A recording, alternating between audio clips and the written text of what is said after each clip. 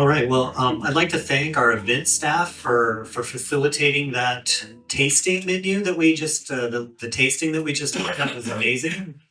Um, I don't think we have everybody quite back yet, but let's go ahead and reveal the crops.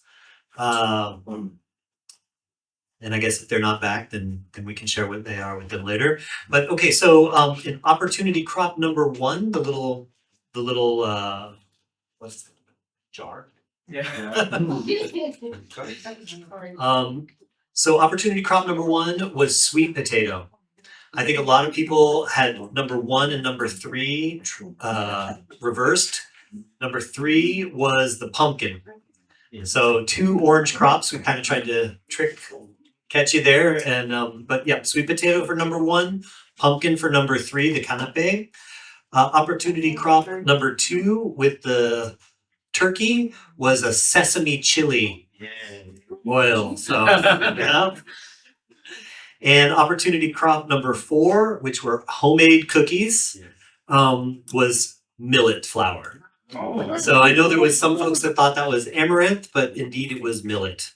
So we have some information sheets on these crops that we can either hand out or have out in front. I thought it was funny. But yeah, the sand. That sand will fill you up. You gotta watch out every time I go to the beach. Oh, okay. Grab whatever you want. All right. So now let's get started with Act 2 of our event here this afternoon. Act 2 is actually a series of dialogues that give deeper insights into how these opportunity crops can be integrated into food systems. And based on what we tasted, I think that they should be. They're very delicious. And this can benefit countries, how that integration benefits the countries that do so. We'll also look at how the Crop Trust is encouraging this integration now and then what we can do moving forward. So I'd like to invite back up onto the stage Mercy Mwambi, the agricultural economist with the World Veg Center. And I think that we just have two, so if you just on the couch. And then with Celine Termote, the senior scientist with the Alliance of Biodiversity in SIAD. Is it Termote or Termote? Termote. Great. All right. And then so what we'd like from y'all here, yes, one microphone each, is an overview of food systems and how opportunity crops fit in. What are researchers seeing in terms of production trends, markets, and shifts in consumer preferences? So perhaps let's start with Celine this time, because you were at the last time, and just give us your perspective on what researchers are seeing in trends for opportunity crops. Thank you very much.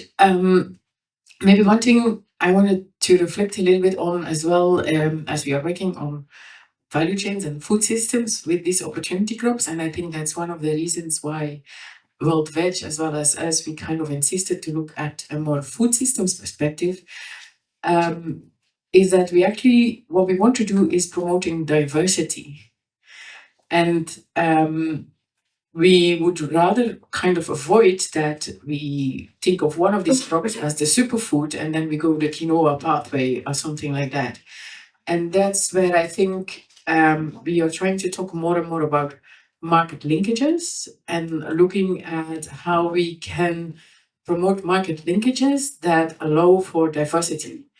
And that's a big issue because the value chains have been built for many of these main crops have been built for so long, and trying to compete with that is very hard. But if you look at opportunities such as having territorial markets, Slow Food is calling them earth markets or community markets, whereby we are not just trying to push one specific crop, but whereby we are trying to promote diversity. This could also be places where we are celebrating culture, where recipes are being exchanged, and stuff like that. So I think that that's probably something that we can try to address as well, that we shouldn't be thinking too linear when it comes to value chains and food systems, but also looking at the specific crops and what the alternatives to these crops are and how the totality can actually lead us to a healthy diet. Something else, we've been talking a lot about why or this news not making it. It's probably very hard, to compete with, let's say, our Sinseparum or any other fruit, to compete with a mango that has been bred for so many years. Whereby the fruits are bigger, they have less fiber, there's more flesh, etc., etc., and that work is seriously lagging behind in our opportunity crops. And so, it's very hard sometimes for these crops to then compete, because a farmer will say, well, you know what, for the mango there's a market. It sells well, it has a lot of flesh, it is not fibrous, etc., etc. And another thing I think, like if you're looking at the food systems, is that all the pieces need to come together in the right space and at the right time. So we've been talking about access to seeds, we've been talking about consumer demand, we've been talking about farmer knowledge about how to produce these crops. And all these things need to be tackled in a way that then at some point the supply is meeting the demand and things would work out, basically. At the same time, the seeds need to be available. The consumers need to be convinced that this is good for their health, and the farmer needs to grow it, basically. So that's one of the major things, I think, difficulties as well. And we've been shaping a lot of demand for a number of crops, for example, in even with the vulnerable communities, but then we realize there's no production. And then by the time you get the production up, the consumers are tired of waiting for that thing that we have raised awareness on, etc., etc. So that's something to think about as well. And I'll stop here so that Mercy also can complement. No, go ahead. I was going to say that that's a great segue into maybe some of the barriers to, this market integration that we've been seeing, and how do we get to that ideal food system that we'd like? Yeah. Okay. Thank you. So there are several barriers, and I talked about some of them in the previous session. First of all, our markets are very fragmented. We are dealing with informal markets in our local systems. These are markets that are not well regulated. There are no monitoring systems. There are a lot of actors involved in the chain. So by the time the produce leaves the farmer and reaches the consumer, we have more than 5 actors involved in between. And it's even more complex if we're talking about a long value chain. Our countries, some of them are quite expansive. So it takes like overnight or 2 days to get the produce to the final consumer. So this is quite a challenge, especially for fresh produce, when we're talking about produce that has to be consumed right after harvesting, at least as much as possible. And also given that the infrastructure is still a bit not well developed, so we don't have the cool chain to support having the produce fresh from the farm all the way to the consumer. So these are challenges that I think that we can see how best can we then deal with this. And one way is, for example, through digitalization. I know that is coming up, and we have a lot of our value chain actors trying to adopt this as a means to shorten the value chain. So the online marketing apps, the online marketing platforms are becoming very common. At the same time, this can also exclude some people from the value chain. So it's trying to see how do we balance so that we don't lose out again on the poor farmer who is trying to get access to niche markets. But I think there is a potential to see how we can do that. We have very sophisticated online marketing platforms that are picking up in different small towns. But we also have the simple marketing, like WhatsApp, for example, is becoming very common. You find like a farmer group has its own WhatsApp group. They add community members there, people from far towns, and they can order produce right through the WhatsApp group. So in that way, we have limited the number of actors involved in between. At the same time, through this WhatsApp group, there's a lot of information being shared there, like how much is this going for at this market? What quantities are needed in this place? So if farmers have that kind of information available in a timely manner and in a very efficient manner, we can be able to promote more integration within the value chain and ensure that both the consumers and the actors of the value chain benefit. That's really interesting, and a really interesting insight into how technology is being used in agriculture, but not agriculture technology. So very cool.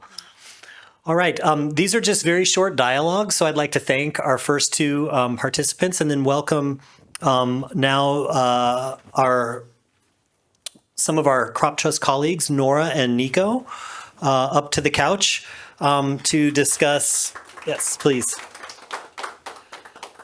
to discuss exactly what we're doing and what it takes to move the opportunity crops forward. These are pathways that lead from the farmer back to the gene banks and from farmers forward to consumers.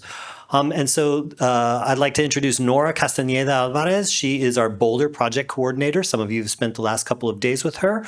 And then Nico Wilms-Posen, who is the project coordinator for our Power of Diversity funding facility, which is another crop trust project that's looking at opportunity crops, not just in Africa, but also in Latin America, India, and perhaps expanding. It's a multi-donor facility, so with the potential to expand even further. Thank you, Cody. Well, what we're doing in Boulder, and the reason that many of us are here, it's we're working on several areas.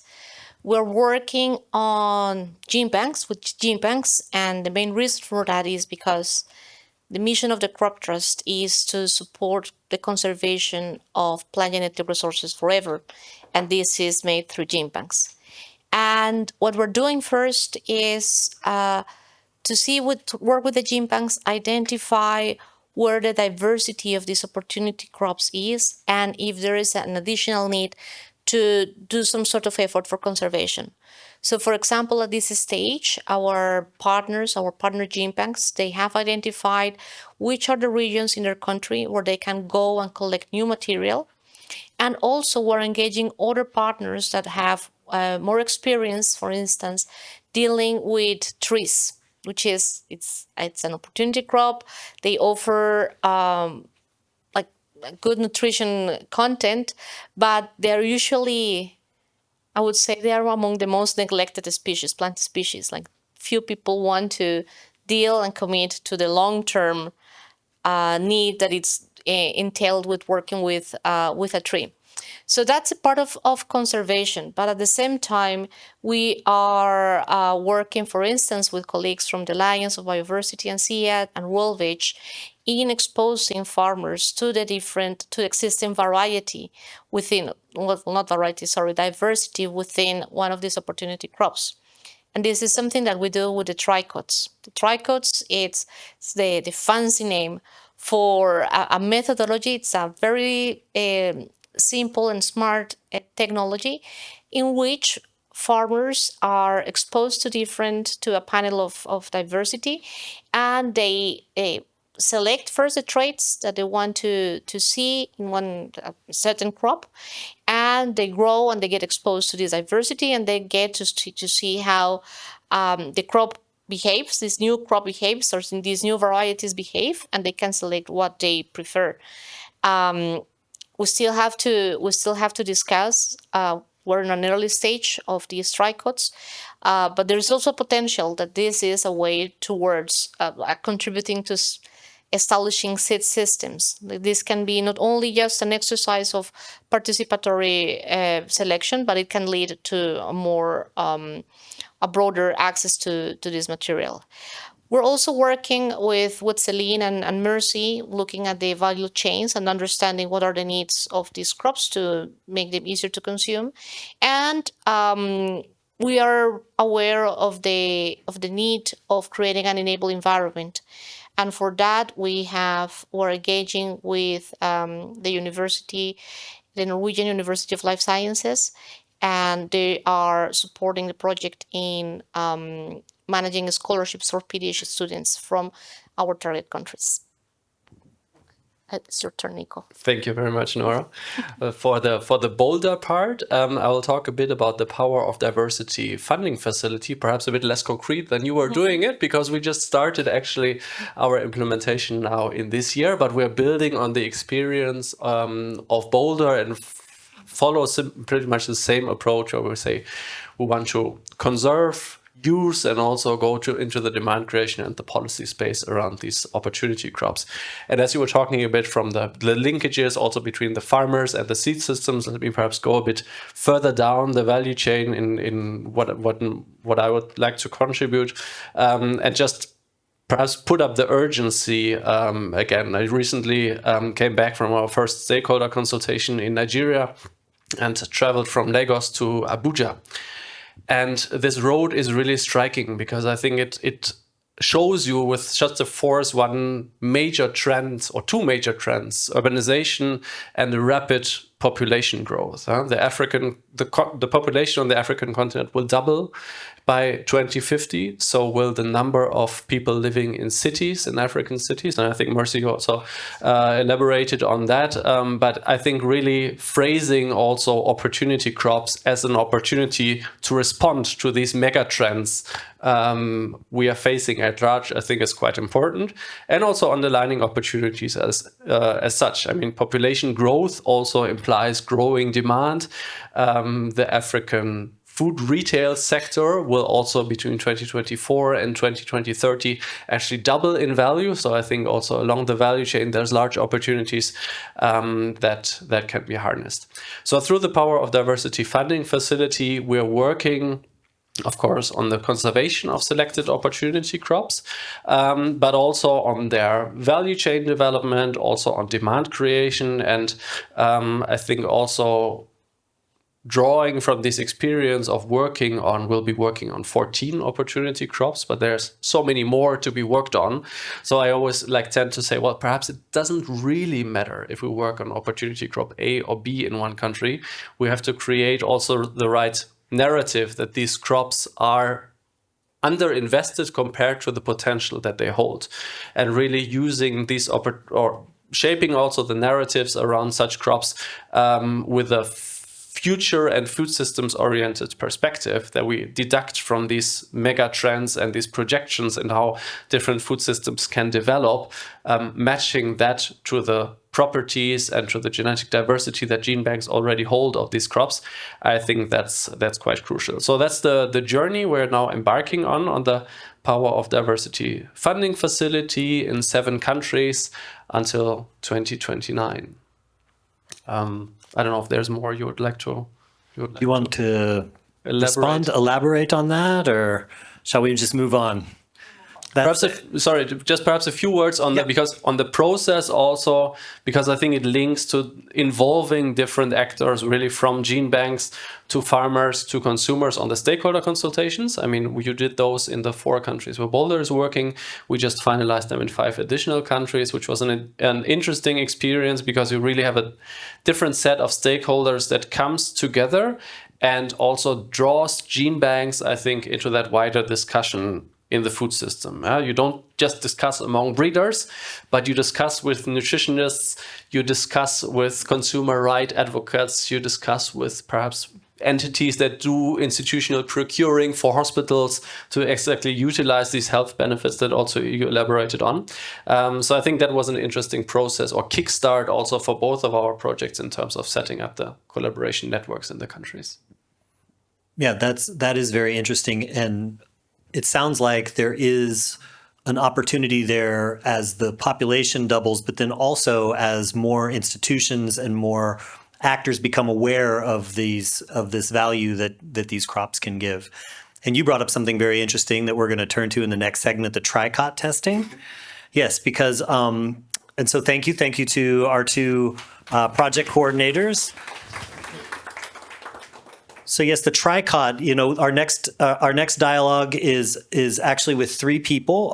It's exploring and evaluating crop diversity and how farmers are working with researchers. And this is, I think, a key thing is this link between farmers and researchers that have come up, but this work to test, select, and adopt diverse crops using the tricot approach. So I'd like to welcome to the stage Cauê de Souza, a scientist with the Alliance of Biodiversity International in SEAT, Carlos Haudegbe, Haudegbe, with the Faculty of Agronomic Sciences at the University of Abomi Calavi in Benin, and Sognibe Indanico, yes. I was going to get there, I promise. It might take me a few tries. A scientist with World Veg. To discuss building and strengthening relationships with farmers to evaluate this opportunity crop diversity, identify promising materials, hear what's important for rural families, and what will encourage them to adopt these crops. Let's start with Cauê. So I hope I have a 2 hours presentation for that. Okay. No, I want to first say what is tricot. Now, we're talking a lot, and also I like what Mercy said in her two opportunities. That we lack data and also we lack digital innovation. So we developed tricot, which of course is a citizen science approach. That scales testing in agriculture, but tricot goes in two directions. Let's say the ground direction where you see farmers benefit and decision makers benefiting for that, and also the digital direction where we actually change the way that data is managed and shared and in a collaborative way, and also how digital tools are used to help farmers. First of all, tricot, it's not new in the way that it's in the ideas that we have, because this has been done many years, and it's a way of doing participatory research. And the challenges of participatory research is because they are difficult to make. It's difficult to engage with farmers. It's difficult to scale. There are many issues in that. But at the same time, we need to have feedback from farmers. We need to know how a variety performs in the environment. We need to know how consumers like what we are producing, and we want to also know which type of traits farmers want to grow. Which type of crops they grow. So everything is through participatory research. And what is really funny about participatory research is that it took 25 years since the beginning of the Green Revolution. It takes 25 years for the researchers to realize that we need to do that. So it started in Peru, for example, and when they realized that farmers were not adopting potato varieties because of post-harvest issues. And then they say, okay, maybe we need to ask the farmers why they are not adopting that, and maybe we need to design that with them. And then they realize that this is actually how it should happen.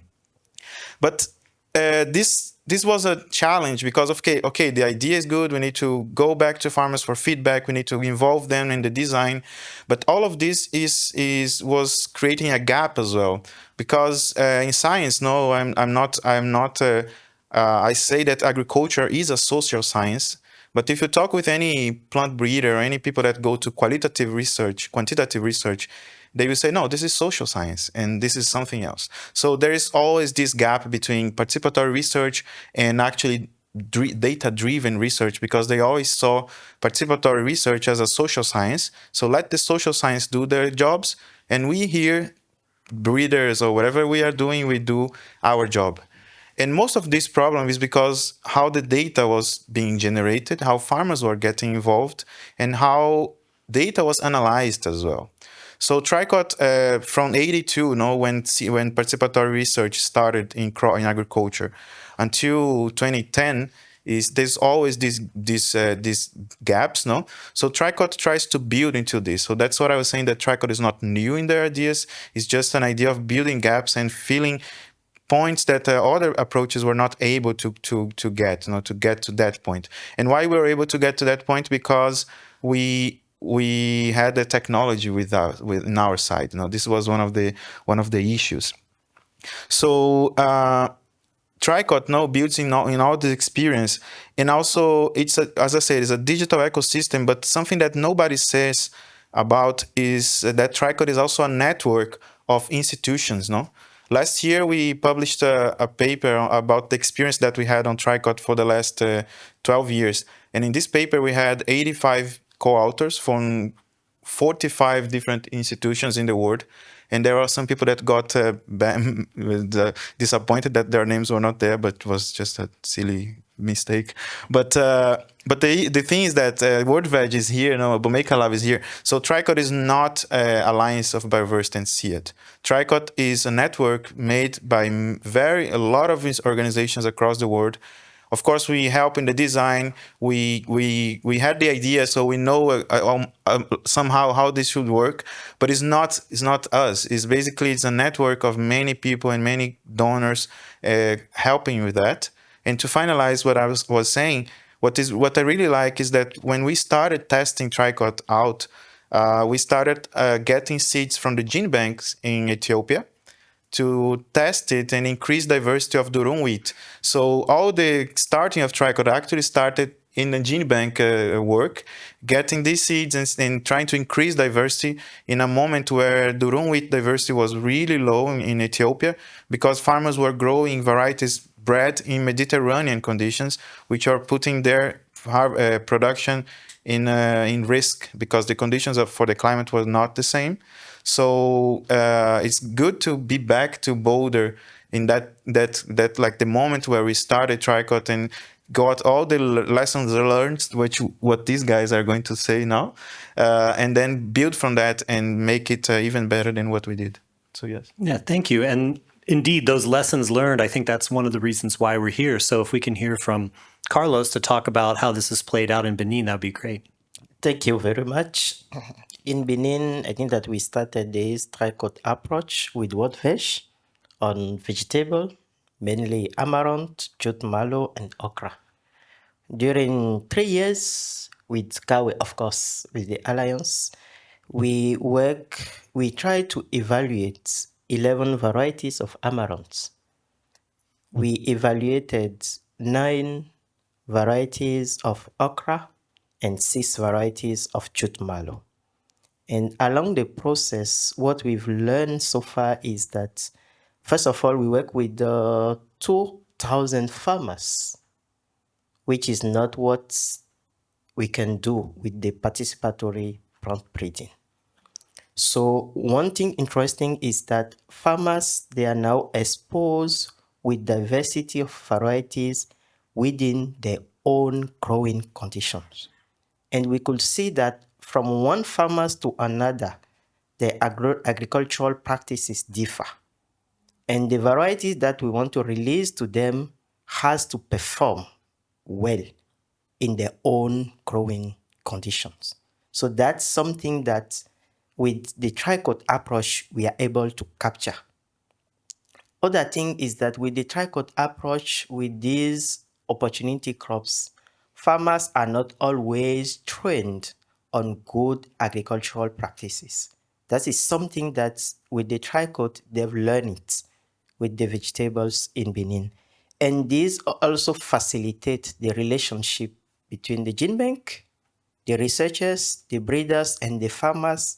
And let me tell you this, with the tricot, it has also strengthened the relationship among farmers. Why?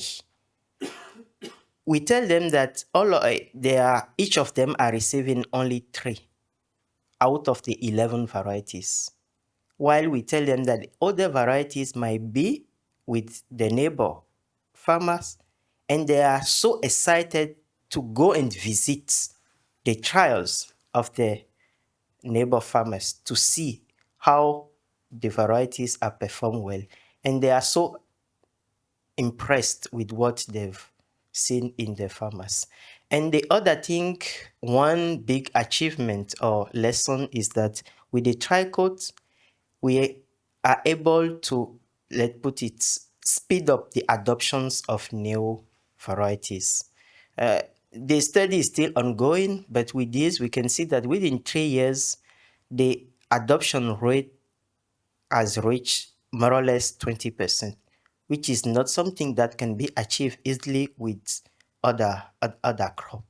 So I think that I will stop there and let Dandaniko continue. Thanks. No, go ahead. Give us a global perspective from WorldVeg, please. Okay, thank you very much for this opportunity. Actually, let me give it another background to all of this. So we know that we have global challenges. It goes from unhealthy diets, increasing non-communicable disease prevalence, climate change, etc. We also know that, in many countries, particularly in Africa, formal crop breeding is focused on just a few set of crops. And particularly if I can talk about vegetables, because all vegetable is paying my salary currently. So in vegetable world, we have more than 1,400 different species, which have been used by human as vegetables. But can you guess how many have formal breeding programs working in the world? Can anyone guess? Less than 100 species. So it means that more than 90% of the vegetable species that we have, and of course, farmers are growing them, the majority of them, are managed from the what we call yesterday informal seed system. So access to quality material, planting material is an issue. That's the second dimension of the challenge. At the same time, as gene banks, I come from a gene bank. I'm the head of Africa's Vegetable Gene Bank for the World Veg. We are struggling with the material that we conserve. Breeders are not interested in many of the crops, as I said before. If they come, they are looking for tomato seed, they are looking for pepper seed, etc. While others like just mallow, which I was raised with, there is no breeder.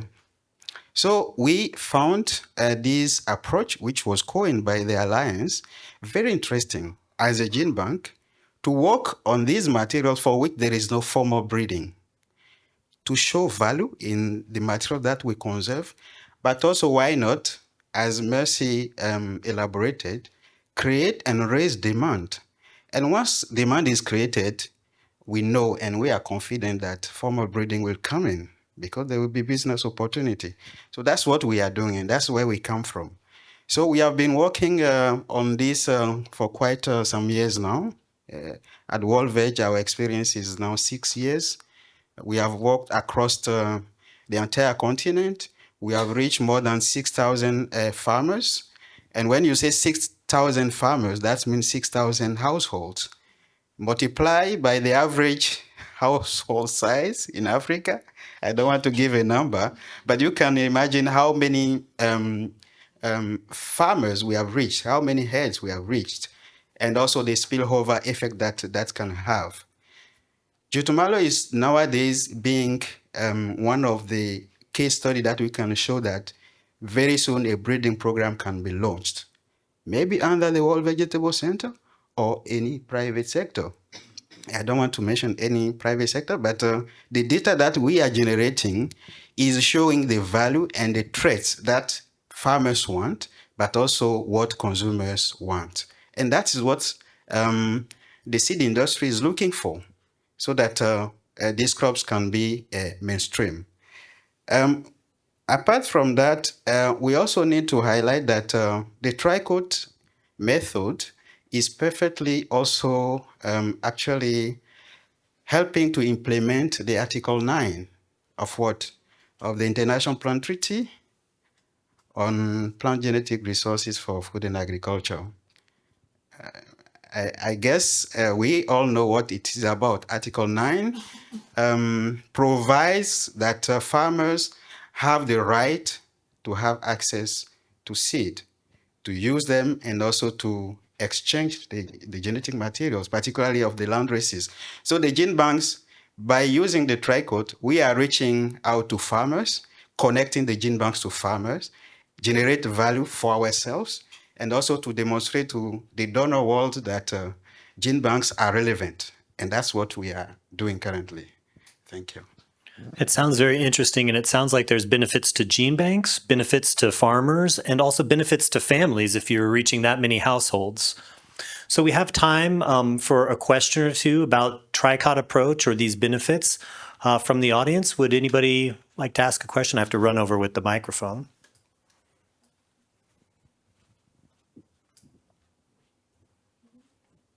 No questions, comments? But if there is no question, I can also complement what Danica was saying.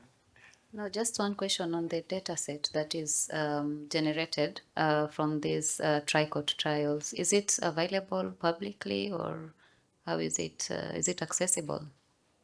Yeah, so now that's what I was saying, that that we were doing now, it was basically on the trust. You know, so for example, we provide assistance, we provide support to the teams, and the teams are responsible to what this data is going to be used. They decide. So we just provide the support. But now we are moving to a phase where we are actually publishing the data. So, for example, for the paper that I was about to say in Amaranth, we published the data already as part of the supplementary information that we had in the research, following FAIR principles, FAIR data principles: findable, accessible, reusable, and interoperable. So the data is open. So currently I'm working with the other organizations on a data set of about 150,000 data points on tricot that we've been doing since the last 10 years. And this is going to be open access by next week already, starting with WordVeg data. And then everybody can use. The data is anonymized. It's very difficult for you to identify where the farmers are unless you go and contact Danica, who was the data provider. So no, I mean, you need to go back to the person to trace the farmer. So it's anonymized, it's public for everybody. And then it's also we, as part of the digital inclusion team in the Alliance, moving to something which is not like the practice in science, for people to share and be open about that. And I think this is one of the success that we had on tricot. Everybody knows that, for example, people are motivated to go to the field and collect data because they know that when comes time for publishing, they will get recognition for that. Their names will not be in acknowledgement. Thank you for Danica for generating 1,000 data points. Now I'm going to publish this nice paper in Science. This is not the idea. No? So the idea is that everybody goes together. We have the pain of publishing together, and this is part of the process. And going on publication, I just wanted to mention something that was the work that we did with the WordVeg on Amaranth. No? So we were able to pick the data that farmers generated with tricot, socioeconomic data that they produce. This also gave to us on farm practices and how they got seeds and all this socioeconomic information. We managed to link this data together, the ranking with the social farmer data, and then we were able to identify farmers, different market segments, to help the plant breeding group in WordVeg on which type of farmer you need to target and which type of traits you need to target for each team. May I add something? Yes, also under the BOLDER and Kawe, we are also exploring the idea and possibility together with the Mattia, who is handling Genesis, to see whether the tricot data can also go into Genesis and accessible and add value to the accession that we have there. So that's also an idea we're exploring. It's also already. This is actually already in place. It's soon you will start. When you go for the session, you go in and you see the tricot results from the section on Genesis. That is really interesting. Thank you. I have a question on what is the process by which you decide how many lines and which lines in particular go into the tricot analysis? Yeah, this question is not. There is no recipe for that. It's basically, as I said, it's a process. So first we decide what is the goal of the trial. So for example, in the case of, if we were talking about the case in Ethiopia, where they were actually trying to characterize varieties with farmers. So they started with 300 gene bank accessions. 100 gene bank accessions in 300 farmers. So the number of times these varieties tested is very few, but you get data on the characterization, and then you start reducing until you get. So it depends a lot on what are the goal of the trials, what are the market segments that you want to target. But generally the number of farmers goes between 50 to 1,000, for example. In Tanzania, there was a breeder that did groundnut with 1,000 farmers in one season, while on other teams, they do 50 farmers in one season.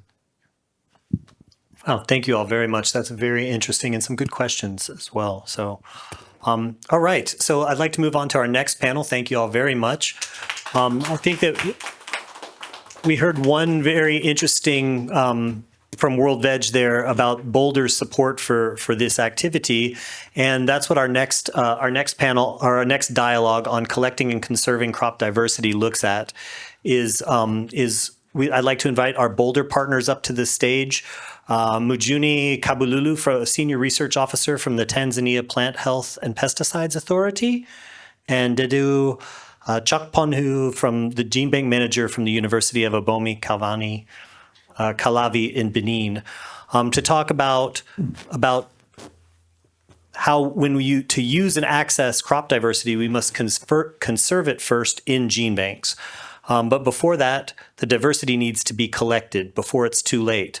So our Boulder partners here would please talk about the experience you have identifying the gaps in your collections, the risks of that forever loss, and the experiences of your countries and gene banks in conservation. And we can go ahead and start with Mujuni. And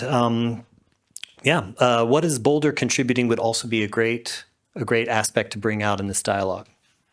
Okay, thank you so much for inviting me for this important event. It's true. We are very much appreciating the efforts that is being made by development partners, including Crop Trust.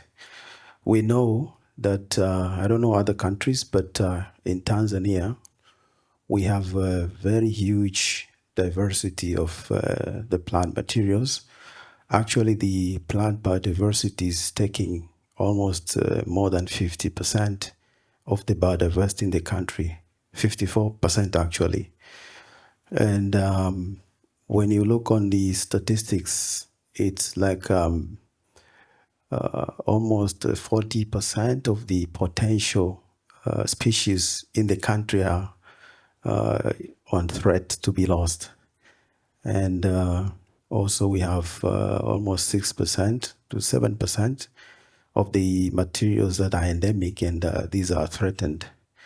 We have so many plant species in the country, more than 7,000, but we only have 120 to 130 species which are only conserved in the gene bank. So we have so many materials out there, and they are faced by different threats. And so if you try to compare the threats which is out there and the efforts that is being made to make sure that we collect and conserve, I think they are not meeting, they are not crossing. So I think we need more efforts to make sure that the materials that are out there and of which we've heard from different speakers, we need them. They are very much nutritious. They are very adaptive to the environmental conditions of the country. And we are only depending on very few species. So if we have more diversity, I think we will be able to make sure that we increase the food security, but the nutritional status of the people. So if you look on the statistics and the situation on the ground, I think there is a need for more efforts to make sure that we collect the materials and keep. The other challenge that I see, of which Crop Trust is trying to overcome, of course, we want to collect more. But what is the capacity of the gene bank to conserve those materials? You may collect the materials, but the capacity is still low. So I think this is what BOLDER is trying to do, to enhance the capacity of the gene bank, to make sure that whatever we collect, they're safely conserved and they can be safely duplicated to other big gene bank. Yeah, thank you. Thanks. And Is the similar dynamic playing out in Benin? Thank you for giving me this opportunity to speak. I'm the Dr. Pongwe working for the University of Abomey, Calavi. And as Gene Bank people, our ultimate goal is to make available and to make accessible the diversity we are holding. But at the forefront of this, we have two key activities that are the collecting and then the conservation aspects. Let me give you a quick paint. Taking into account the Eastern Africa region, but also West Africa region. If you consider, if you glance the Eastern Africa flora, you will see that nearly we have more than 2,000 species. But after them, how many are we currently conserving in our gene bank? Less than 1,000. Coming to West Africa, we are holding more than 7,000 species. Still the same situation, less than 1,000 species hold. And to be even more concrete, if I have to consider the local flora of Benin, where we are holding nearly 2,800 accessions, currently all the gene banks in Benin are holding less than 100 accessions. But in the same time, we are facing a number of challenges, a number of climatic shocks, climate variability, habitat fragmentation, deforestation, land clearing for agricultural expansion. For decades, there have been advocacies on putting more emphasis on both crop wild relatives, but also what we are calling opportunity crops conservation. And that's where the role of the BOLDER project is very, very important. In the previous years, I will say our gene bank used to work hard, but with the support of BOLDER, I can say that now we are working smartly. How? We are benefiting from a lot of capacity building. Let me give you an example. In January 2025, I think all the gene banks that are part of the BOLDER project benefited from gap analysis exercise. And this exercise helped us to, let's say, identify the key or priority collecting areas we are going to consider during this BOLDER project. But when we are done with the collecting, the other aspect is the conservation. All the 4 gene banks are dealing with 15 species. We have 1 species overlapping between the 2 regions. But I can easily categorize those 15 species in 3 key categories. First one that I will call the red green are mainly made of annual orthodox species. The second group that I will call green perennial are mainly made of orthodox seeded perennial species. And then we have the last group that is more problematic, that are perennial recalcitrant seeded species. So the question is now, how do we go about those recalcitrant seeded species? And one of the key deliberations at the last International Conference on Financing for Development, held in Sevilla in July 2025, is a call for more investment in gene banking. And Crop Trust has been doing an excellent work. So my call is now to invite any other funders to join force with Crop Trust to support gene banking. Thank you. That's a call I think that we can get behind as well. So. Well, thank you both for your perspectives on this. I think it shows really sort of the gap between what we have out there and then what's conserved in gene banks, and I think that that's what we're working towards. And in our next dialogue, I'd like to invite Nora and Nico back up. Thank you, gentlemen. I appreciate it very much. To just come back and look at what's next, how to build these equitable, sustainable food systems with support from national governments. Look at the BOLDER initiative and the new power of diversity, and even what can the World Vegetables for Life do. And then just basically talk briefly about the future of BOLDER, PDFF, and the Crop Trust. Thank you, Cody. Oh. Is it working? It is. Thank you, Cody. I'm starting, Nico. Go ahead. Future, and I think with BOLDER we have like a near future like in front of us, and I will borrow some words from our partners that presented today, especially from Ndaniku and from Celine. One thing that we should thrive for is keep in mind the beneficiaries, like who's benefiting from our work. And I think we should do like a collective effort to remind ourselves who should be the beneficiaries of these opportunity crops. Do we want to repeat the story of quinoa here? Or do we really want that with all these different activities and all these technologies that we're using, that these opportunity crops can reach the people who need them the most? And I think it's very important to keep that in mind. From our side, we already have an excellent group of partners. I think it's very evident. And it's also our duty to continue expanding our networks, especially in the countries. We are looking towards what we're calling the food system interventions, and these are like I'll call them little experiments that hopefully they can be a model that can be replicated in other countries, making them somehow agnostic to the crop, but more to how we can bring more diversity to the dishes of many.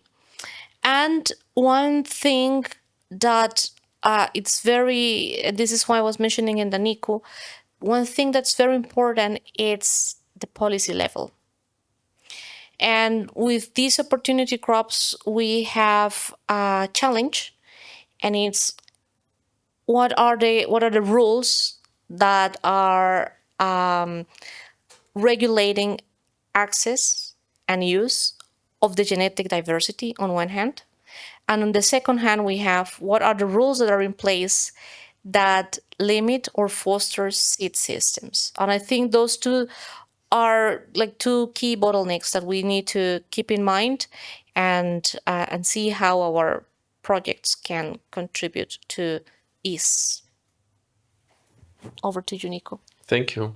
I also noted over the last 2 hours a few takeaways that I took for myself also, because of course we were here basically to listen to a variety of voices as well, to also shape our way forward, I think, for the projects and also the work of the crop trust that we're doing around opportunity crops. And I think on opportunity crops, without that we have talked about this, but I also noted the political economy basically around food systems, power struggles within food systems. I think that's also increasingly addressed. There's also a new initiative of UNEP who's specifically looking at power in food systems. And I think that's quite crucial because, I mean, if we talk food systems transformation as such, these are big wheels that we want to turn. But I think from the project perspective and the crop trust perspective, doing that hand in hand with national and international gene banks, I think we have the big lever and the big, I think, asset of what the world gave us in terms of biodiversity behind us to tackle these challenges. So I think that's a big asset. To address such things as they were mentioned as the triple burden of unhealthy diets, also increasingly looking at rural-urban linkages, looking at institutional purchasing, looking at public policies, at subsidies, repurposing of those to make really smart, also governmental support to healthy food system transition and also climate smart food systems transition. I think that was perhaps one aspect that didn't really shine through, but I think the climatic challenges that we're faced with in the countries where we're implementing are so dramatic that just simply the status quo of the production system is not a way forward. And I think we can also use that quite strongly as an argument why we are looking at opportunity crops as an answer to these challenges of the food systems at large. And a second point perhaps that I would like to add, also looking ahead, is the role of women in opportunity crops. We just finished the first gender assessment for the Power of Diversity funding facility. And I think the big headline is women are the custodians of knowledge of many, many opportunity crops. So there's a large potential. However, there is also a risk associated to that. Somebody mentioned fonio. If you look at fonio processing, that is a very labor-intensive task that women are performing. So also looking at these value chains and looking at the interventions really from with a critical lens in terms of gender and in terms of inclusion, I think is quite important, and for us as a project, also one of the ways forward. Yeah, so I think from the, I don't know, perhaps you want to go first with BOLDER outlook? I go first? Okay. Then for the Power of Diversity funding facility, I think, as I mentioned, we are embarking on our journey with partnerships with national gene banks in 5 countries, plus value chains intervention in 2 other countries, as a proof of concept. And funding facility, of course, implies that we want to mobilize also additional resources from donors. Norway, Germany, and Ireland are already paving the path here, but I think we're open to invite others to join hands with us, because seeing the challenge is huge. And one partnership also that I want to outline here is the partnership with the World Vegetable Center that will be launched at the Global Crop Conservation Day in Peru in November on the Vegetables for Life initiative. World Veg will be leading basically the implementation of that global initiative to conserve 100 vegetables in in 20 actually biodiversity hotspots around the world. And we also see the funding facility as one partner that goes along with this initiative, that also donors can come to us and basically pool funding, and we co-implement that with the World Vegetable Center, because vegetables are a crucial pillar in that journey. So that's perhaps our road ahead in terms of partnerships at the international level. We're also in good contact with the Alliance, basically, who has a long history on working on neglected and underutilized species, on opportunity crops, and I think also working at these partnerships, really, that is a global effort, I think, at the international level, also to make together to advance the narrative around opportunity crops, perhaps despite losing a bit momentum out of the VAX movement 2024. But I think the partners are still there to advance that, and I think we are ready and happy to embark on that journey. I would add to that, Nico, the need to steer national commitment. We have this great opportunity, we have donors backing up our efforts, but it's very important that the countries where we are working, that there is a national interest to back up these efforts. And I am, this is very personal, but I'm a strong believer that there is a role for civil society. Of course, there is an importance of government, but we shouldn't be in the position of waiting that everything will come from the government. So it's also important to think of ways that the civil society is more involved. Again, any other donor is welcome. And I'm very excited to see the actual work. We just started in January last year, and there are many things happening, and there are already some interesting results. And I would like to thank you all for all the work that you have given, all the effort, and for your commitment. Thank you very much.